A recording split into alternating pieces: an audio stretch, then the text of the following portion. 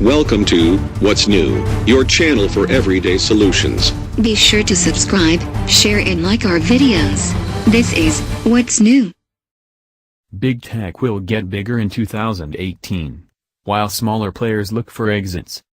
While 2017 had surprisingly few big tech deals, 2018 is set up to be the reverse.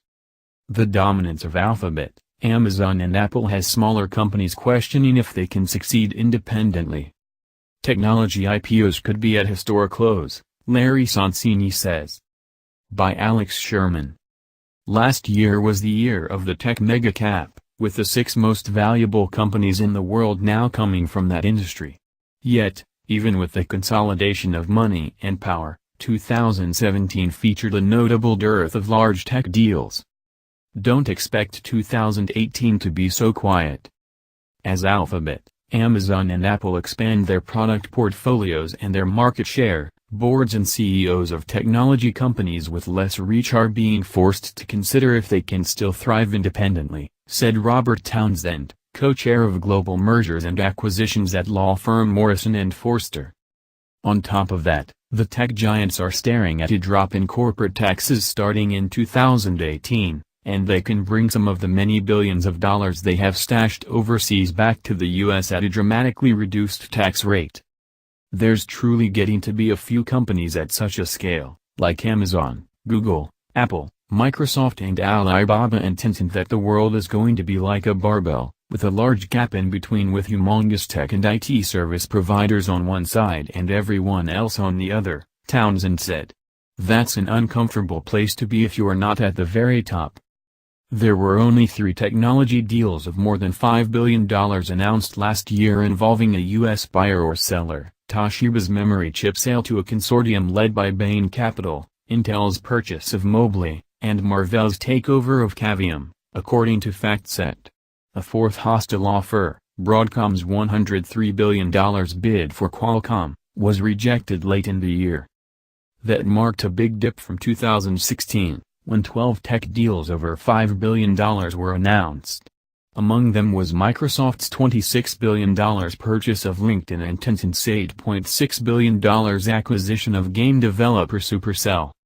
The prior year, there were 8 big deals, including Avigo's $37 billion purchase of Broadcom, which at the time was the largest tech deal ever, until it was surpassed later in the year by Dell's $67 billion acquisition of EMC.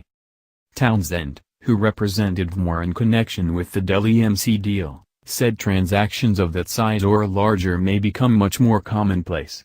They could also come in unexpected places, as Google pushes into cloud services and automation, Apple shows its willingness to spend on original content and Amazon moves into the physical world through the acquisition of Whole Foods.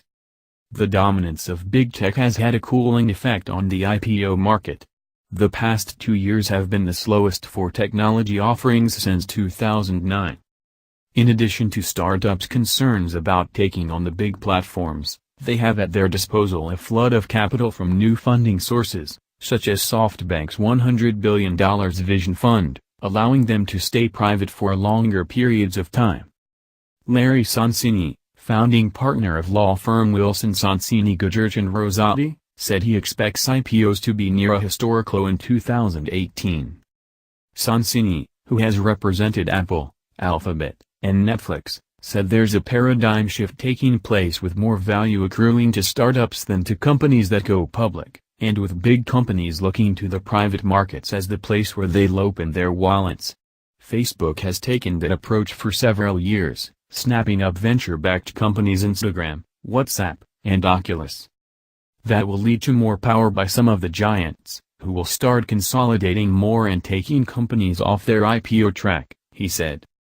Apple, Microsoft and Alphabet are best positioned to take advantage of the Republican-backed tax bill, as they're sitting on overseas cash and marketable securities totaling more than $500 billion, which can be repatriated at a lower tax rate. Also, the corporate federal income tax rate will drop to 21% effective this year from 35%. If you're looking to deploy cash, U.S. targets just got a lot cheaper, said Jamie Wickett, a partner at Hogan Lovells. You're effectively on sale to anyone looking to buy a U.S. company. Much harder to scale. But while U.S. firms will have more incentives to keep their income at home, the new corporate tax rate is higher than in some European countries, including the UK and Ireland. Technology companies that have saved on taxes by successfully pushing money overseas may have little reason to bring that money back, Wickett said. If you had good tax planning, your taxes may go up, and technology companies certainly apply to that, Wickett said.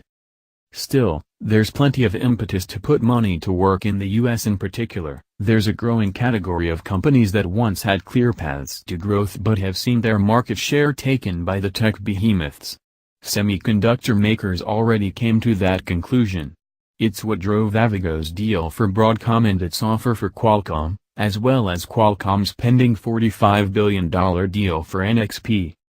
The ability to compete today has gotten much more difficult, Sonsini said. It's much harder to scale. Consequently, it's hard to put together a business model for a public enterprise that really will drive growth and investor interest.